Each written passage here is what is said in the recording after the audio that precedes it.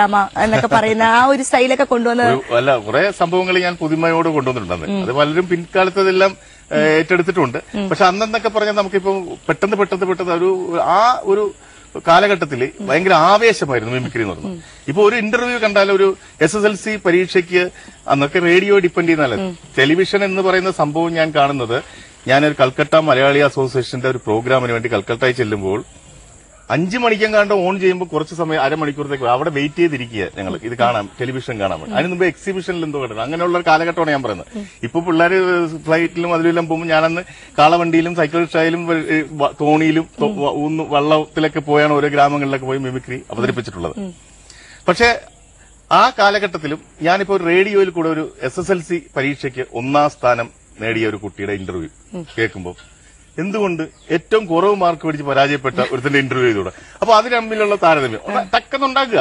അത് അവന്റെ ചില വിഷയങ്ങളും ഈ കേരളത്തിൽ ഏറ്റവും കുറവ് മാർക്ക് മേടിച്ച് പരാജയപ്പെട്ട അവന് പറയാനുള്ളത് അതൊരു ഇന്റർവ്യൂ രൂപേണ അതും ഇതും കൂടെ ചേർത്ത് 2 കൊടുക്കും. പിന്നെ അതുകൂടാതെ റേഡിയോയിൽ തന്നെ ഇപ്പം അന്നത്തെ കാലത്ത് റേഡിയോ എന്ന് പറഞ്ഞാൽ ഇത്ര പെർഫെക്ഷൻ ഒന്നുമില്ല. ഒരു സ്റ്റേഷൻ വെക്കുമ്പോൾ ചിലപ്പോൾ മറ്റത് കയറി വരും, അടുത്ത സ്റ്റേഷൻ കയറി വരും, കോഴിക്കോട് വെക്കുമ്പോൾ ആലപ്പുഴ, അങ്ങനെ ട്യൂൺ ചെയ്ത് അതേ കാലം ഉണ്ടായിരുന്ന സമയം ഇപ്പൊ റേഡിയോ ഓവർലാപ്പിംഗ് അവിടെ ഇവിടെയെങ്കിൽ ഒരു സ്ഥലത്ത് വിദ്യാഭ്യാസം എങ്ങനെ പുരോഗമിപ്പിക്കാം എന്നുള്ള ഒരു പ്രോഗ്രാം നടക്കുമ്പോൾ ഇപ്പുറത്ത് പന്നി വളർത്തൽ എങ്ങനെ അത് കൊണ്ടുപോകാന്ന് പറയും. അപ്പൊ ഇത് തമ്മിൽ ഒരു ഇടയിൽ കയറുന്നത് അതൊക്കെ അന്നത്തെ കാലത്ത് വളരെ ഹിറ്റായിരുന്നു ആ സാധനങ്ങളൊക്കെ. അപ്പൊ അത് അതിന്റെ ഡയലോഗുകളുടെ ആ എന്താ പറയുന്നത് അതിന് ഇടുന്ന സ്ഥലങ്ങളുണ്ടല്ലോ കറക്റ്റ് ആയിരിക്കും. അപ്പൊ അത് വരുമ്പോൾ ആളുകളെ ചിരിച്ചേ പറ്റൂ. മിമിക്രി എന്ന് പറയുന്ന ഈ അനുകരണ കല ഏറ്റവും അധികം ജനങ്ങളിലേക്ക് എത്തിക്കണമെങ്കിൽ ഇന്നത്തെ കാലത്ത് എന്ത് ട്രിക്കാണ് നടത്തേണ്ടത്? എന്റെ സമയത്ത് കാലഘട്ടത്തില് ശബ്ദവും ഒരാളും മാത്രമേ ഉള്ളൂ. ഇന്നതല്ലല്ലോ ഡ്രസ്സ്, അത് രൂപം, ഭാവം, മറ്റത് അത് ഗ്രൂപ്പ്. ഞാനെന്നാ ഒരു വാറ് കാണിക്കണമെങ്കിൽ ഒരു മെഷീൻ ഗണ്ണ് വെച്ച് അടിച്ച് ഹെലികോപ്റ്റർ ഒന്ന് ബോംബിട്ട് ഒരു ഇംഗ്ലീഷ് ട്രailer കാണിക്കുമായിരുന്നു. അതിനാണ് ഈ യൂണിവേഴ്സിറ്റി തലത്തിൽ 1ാം സ്ഥാനം കിട്ടിയ ഒരു ഐറ്റം വരും. അപ്പൊ ഇത് ഒരു ഭയങ്കര ഗ്രൂപ്പിനെ ഞാൻ ഒറ്റയ്ക്കാണ് കാണിക്കുന്നത്. ഇപ്പം ആണെങ്കിൽ ഒരു 10-5 പേരൊക്കെ നിന്നിട്ട് ഒരാൾ പിടിവെക്കും, ഒരാൾ ബോംബിടും, ഒരാൾ ഒരു ഭയങ്കര സൈറൺ അടിക്കും, എല്ലാം കൂടെ ഗ്രൂപ്പായിട്ട് അതെല്ലാം കൂടെ മിക്സ് ചെയ്ത് കാണിച്ചിരുന്ന ഞാൻ ഒറ്റയ്ക്ക് കാണിക്കാൻ സാധിക്കും. ഒരു ചെറിയൊരു അതൊക്കെ ആ ഒരു കാലഘട്ടത്തിൽ അങ്ങ് ചെയ്താണ്. മെഷീൻ കണ്ടല്ലോ അടി എന്നൊക്കെ പറയാൻ അടിക്കാം. ഈ ഇംഗ്ലീഷ് പടത്തിലില്ല അതൊക്കെ അടി ഉടനെ പ്ലേയിങ് വരുന്നു, ഉടനെ ബോംബിടുന്നു, വലിച്ചെറിയുന്നു, ഉടനെ എന്നെ കെട്ടിപ്പിടിക്കുന്നു, ഉടനെ കുതിര ഓടുന്നു, കുതിര വന്ന് ഇറങ്ങുന്നു, ഇങ്ങനെയുള്ള എല്ലാം ആ എഡിറ്റിംഗ് ഒരു സാധനം ഉണ്ടല്ലോ അതിനകത്ത് ട്രailerണ്ട്. അതൊക്കെ ഭംഗിയായിട്ട് നിർവഹിക്കുന്ന കാരണം ജനങ്ങൾക്ക് ഇങ്ങനെ അന്തം വിട്ടിരിക്കും. ഇത് കഴിഞ്ഞാൽ അവര് ഭയങ്കര ഇതായിരിക്കും. അതാണ് അതിന്റെ ഒരു ഓരോ കാലം മാറുന്നതനുസരിച്ച്. അപ്പൊ അതിന് മിമിക്രി തന്നെ തമാശകൾ ഉണ്ടായിരുന്നു, ഒപ്പം സീരിയസ് ആയിട്ടുള്ള കാലിക പ്രസക്തമായ കാര്യങ്ങളും ഉണ്ടായിരുന്നു അല്ലെ? അങ്ങനെ എല്ലാം കൂടെ ഒരുമിച്ച് കൊണ്ടുവന്നുകൊണ്ടായിരിക്കും അത് വളരെ പോപ്പുലർ ആയിട്ട് മുന്നോട്ട് കൊണ്ടുപോകാനായിട്ട്. ഈ സംവിധായകൻ, നിർമ്മാതാവ്, അഭിനേതാവ് എന്നുള്ള കോൺട്രിബ്യൂഷൻ മാത്രമല്ല, വേറൊരു വലിയ ഒരു സംഭാവനയുണ്ട്.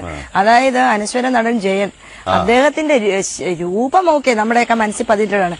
അദ്ദേഹത്തിന്റെ ശബ്ദം ഇങ്ങനെ ആക്കി തീർത്തതിന്റെ പ്രധാന ക്രെഡിറ്റ് താങ്കളിലല്ലേ? അതിന് വേറെ തമാശ കൂടെ ഉണ്ടായിരുന്നത്. ഈ ജയൻ മരിച്ചപ്പോ ജയന്റെ 4 പടങ്ങളുടെ ആണ് പെൻഡിങ്ങിലുണ്ടായിരുന്നത്. കോളിളക്കം, ആക്രമണം, അറിയപ്പെടാത്ത രഹസ്യം, മനുഷ്യമൃഗം, ഇത്രയും പടങ്ങള്. ഇത് ഞാൻ ഡബ് ചെയ്തപ്പോ ഇത് ഈ പറഞ്ഞ പോലെ ഇങ്ങനെ കേട്ട് തിയേറ്ററിൽ നിന്ന് കേട്ട് ഓർമ്മയുള്ള ഒരു ശബ്ദമാണ് എന്റെ മനസ്സിലുള്ളത്. ഇത് വെച്ചാണ് ഞാൻ ഡബ് ചെയ്യുന്നത്. അപ്പൊ അവര് അത് അംഗീകരിച്ചു, ആ പടത്തിൽ അത് ഇട്ടു. പക്ഷെ ജനത്തിനത് അറിയാൻ പേര് പോയി. ഇന്നൊക്കെ ആണെങ്കിൽ അപ്പം മാഗസീൻ, അത് റേഡിയോ, എഫ് എം എന്നൊക്കെ പറയാൻ അങ്ങനെ പോകുമല്ലോ. ഇതൊന്നും ഇല്ലാത്ത കാലഘട്ടത്തിൽ അവരും പറഞ്ഞു ആരുടെ മിണ്ടിപ്പോരുത്, നിങ്ങൾ പറയരുതും എന്ന് പറയുന്നത്. അങ്ങനെ മിണ്ടാതിരുന്നു.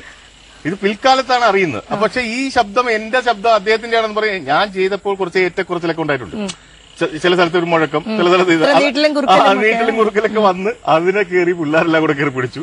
ലാസ്റ്റ് ഒരു 10-20 വർഷം കഴിയുമ്പോൾ ആ ശബ്ദം വീണ്ടും അതാണ് കുട്ടികളെല്ലാം കൂടെ വന്ന് അത് ഒരു മുതലേ കിട്ടിയിരുന്നെങ്കിൽ എന്നൊക്കെ പറഞ്ഞ് അതെങ്കിൽ കൂട്ടി. ഇത് പലതും എനിക്ക് പറ്റിയ പാകപ്പിഴയാണെന്നുള്ള പിന്നെയാണ് അത് പാകപ്പിഴ അല്ലാതായി മാറി കുറച്ചു കാലം കഴിഞ്ഞപ്പോ അല്ലെ? അത് പലർക്കും അനുകരിക്കാനുള്ള ഒരു കാര്യമായിട്ട് മാറി എന്നുള്ളതാണ്. അത് ആരും എഴുതിയിരുന്നില്ല. അദ്ദേഹത്തിന്റെ ഒരു ബന്ധു എഴുതിയിരുന്നു, ഞങ്ങളുടെ കൊച്ചച്ഛൻ അങ്ങനെയൊന്നുള്ളതല്ല, അതൊരു ഡബ്ബിംഗ് ആർട്ടിസ്റ്റ് ചെയ്തതാന്ന് പറയും. വളരെ വേദനയോടെ ഞാൻ പറയാം, സത്യമാണ് അദ്ദേഹം പറയുന്നത്. കാരണം എനിക്കന്ന് അങ്ങനെ പറ്റുള്ളൂ. അതാരും അറിഞ്ഞിട്ടുമില്ല. അന്നൊന്നും കോളിളൊക്കെ എല്ലാ ഒറിജിനൽ ജയന്റാണ്. ഇപ്പൊ പോലും പറഞ്ഞ ഓരോരുത്തർ പറയും അത് ജയൻ തന്നെ ചെയ്തില്ലെന്ന് ചോദിക്കും. ഇത് കൂടാതെ അതിനകത്ത് വേറൊരു സംഭവം കൂടെ ഉണ്ട്. ഇത് ചെയ്യാനുള്ളൊരു കാരണമുണ്ട്. ഇതിനു മുമ്പ് നമ്മുടെ PJ ആന്റണി എന്നുള്ള ഭാരത് അവാർഡ് ആദ്യമായിട്ട് വേണ്ടി അദ്ദേഹത്തിന്റെ ചൂള എന്ന ചിത്രത്തിൽ എന്റെ ശബ്ദമാണ് ഉപയോഗിച്ചിരുന്നത്. അത് ബ്ലാക്ക് ആൻഡ് വൈറ്റ് ആണ്. അത് ഇപ്പൊ അത് നെഗറ്റീവ് ഇല്ലാഞ്ഞ കാരണം അല്ലെങ്കിൽ ഇന്നും ആ പടം കൂടെ വന്നേനെ. അത് കുറെ എന്താ കോംപ്ലിക്കേഷൻ. പക്ഷെ അത് ശരിക്കും ബുദ്ധിമുട്ടിയിരുന്നു അല്ലെ? അതിലാണ് ഏറ്റവും അധികം കഷ്ടപ്പെട്ടത്. ഇത് ജയന്റെ ഒക്കെ ഈസി ആയിരുന്നു ചെയ്യാൻ. അങ്ങനെ ചെയ്തിട്ടുണ്ട്. പിന്നെ രജനീകാന്തിന്റെ ഒരു പടം ചെയ്തിട്ടുണ്ട്, ഗർജനം. ആ ഗർജനം ചെയ്തത് ശരിക്കും ആദ്യം വേറൊരു ഡബ്ബിംഗ് ആർട്ടിസ്റ്റ് വെച്ച് ചെയ്തു. പക്ഷെ അത് രജനീകാന്ത് വന്ന് ആ പടം കണ്ടു കഴിഞ്ഞപ്പോൾ അദ്ദേഹത്തിന് ആ പടത്തോട്, ആ ശബ്ദത്തോട് ഇഷ്ടം തോന്നില്ല. അദ്ദേഹം പറയും ശബ്ദം മാറ്റണം എന്ന് പറയും, എനിക്ക് ഇത് മാച്ച് ആവുന്നില്ലെന്ന്. അപ്പൊ ഇങ്ങനെ ജയന്റെ ചെയ്ത ഒരാളുണ്ടെന്ന് പറയും, എന്നെ ഇവിടുന്ന് വരുന്നു, വീണ്ടും തമിഴ്നാട്ടിലേക്ക് വരുന്നു. അപ്പൊ അവരെ എമൗണ്ടും കാര്യങ്ങളൊക്കെ ചോദിച്ചു. അപ്പൊ എമൗണ്ട് കിട്ടുന്ന സമയം കാറ്റുള്ളപ്പോ തൂറ്റുകയെന്ന് പറഞ്ഞ പോലെ ഞാൻ ഞങ്ങൾക്ക് കുറച്ച് കയറ്റിയും കടിച്ച്. അപ്പൊ അവർ പറഞ്ഞു ഇനിയും ഞങ്ങൾക്ക് ഇതിന്റെ പേരിൽ ഒരു ഡബ്ബിംഗ് ഒന്നും വെക്കാൻ പറ്റില്ല. അതുകൊണ്ട് മിസ്റ്റർ അഷ്റഫ് അദ്ദേഹത്തിന്റെ പ്രസൻസിൽ നിങ്ങൾ കാണിച്ചു കൊടുക്കും. രജനീകാന്തിനെ കൊണ്ട് നിർത്തും, സാക്ഷാത് രജനീകാന്ത്. അദ്ദേഹം അത് കേട്ടിട്ട് ഇത് ഓക്കെ എന്ന് പറഞ്ഞാൽ മാത്രമേ ഞങ്ങൾ ഇനി ചെയ്യുന്നുള്ളൂ, അല്ലെങ്കിൽ ഇനിയും ചെയ്തിട്ട് ഇനി അതും പറ്റില്ല എന്ന് വേണ്ട. അങ്ങനെ അദ്ദേഹത്തിനെ കൊണ്ട് അദ്ദേഹം തിയേറ്ററിൽ വരുന്നു. ഇത് മോഹൻലാലിന്റെ ഇദ്ദേഹത്തിന്റെ പിന്നെ ഫാദറിലോടെ ഒരു തിയേറ്റർ ഉണ്ട്, അവിടെ വന്നു. അദ്ദേഹം നിൽക്കുന്നു, എന്നെ അവിടെ കയറ്റി നിർത്തി. ഒരു ഭയങ്കര ഫാസ്റ്റ് ഡയലോഗ് പറയുന്ന സാധനം ഉണ്ടല്ലോ ചില, അതെടുത്തിട്ട് ഞാനിങ്ങനെ 2-3 പ്രാവശ്യം കേട്ട് അതേപോലെ ഓക്കെ അത് അദ്ദേഹം സ്ഥലം വിട്ടു.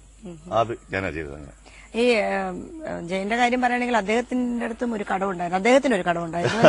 ആ ഒരു കടം വീട്ടാൻ സാധിച്ച പോലെയായിരുന്നു ആ ഡബിംഗിൽ ആദ്യത്തെ ഡയലോഗ് എഴുതി കണ്ടിരുന്നു അല്ലെ? അദ്ദേഹത്തിന് എറണാകുളത്ത് ഡ്രോപ്പ് ചെയ്ത് അങ്ങനെ ഒരു കോളേജ് ഫംഗ്ഷൻ വെച്ച് അങ്ങനെ ഞങ്ങൾ 150 രൂപയുടെ കടം. അതിന് ആദ്യം ചെയ്ത ആ ഡബിംഗിന് 10,000 രൂപ മറ്റോ കിട്ടുകയും. അന്നൊക്കെ ഡബിംഗ് ആർട്ടിസ്റ്റിന് 750 രൂപ 500 രൂപയ്ക്കാണ്. 1000 രൂപയ്ക്കാണ് ഏറ്റവും വലിയ. അവര് വല്ലാതെ പകച്ചു നിന്നൊരു സമയത്ത് കറക്റ്റ് ആയിട്ട് ആ ശബ്ദം കിട്ടിയത് കൊണ്ടായിരിക്കാം അത്രയും ഒരു എമൗണ്ട് അവർ തന്നത്. അവര് വളരെ സന്തോഷത്തോടെ, കാരണം അവർക്ക് എല്ലാവർക്കും ആ പടം അല്ലെങ്കിൽ എന്ത് ചെയ്യണമെന്ന് അറിയാം. അന്ന് എന്ത് ചെയ്യാൻ പറ്റും വേറെ, അദ്ദേഹത്തിന്റെ ശബ്ദമില്ല. അവര് ഇതെല്ലാം ഒരുപാട് പേര് വെച്ച് ശ്രമിച്ച് എന്ത് ചെയ്യണമെന്ന് അന്തം വിട്ടിരിക്കുന്ന സമയത്താണ് ഇങ്ങനെ ഒരുത്തരുണ്ട് എന്ന് പിടിച്ചോണ്ട് പോരുത്.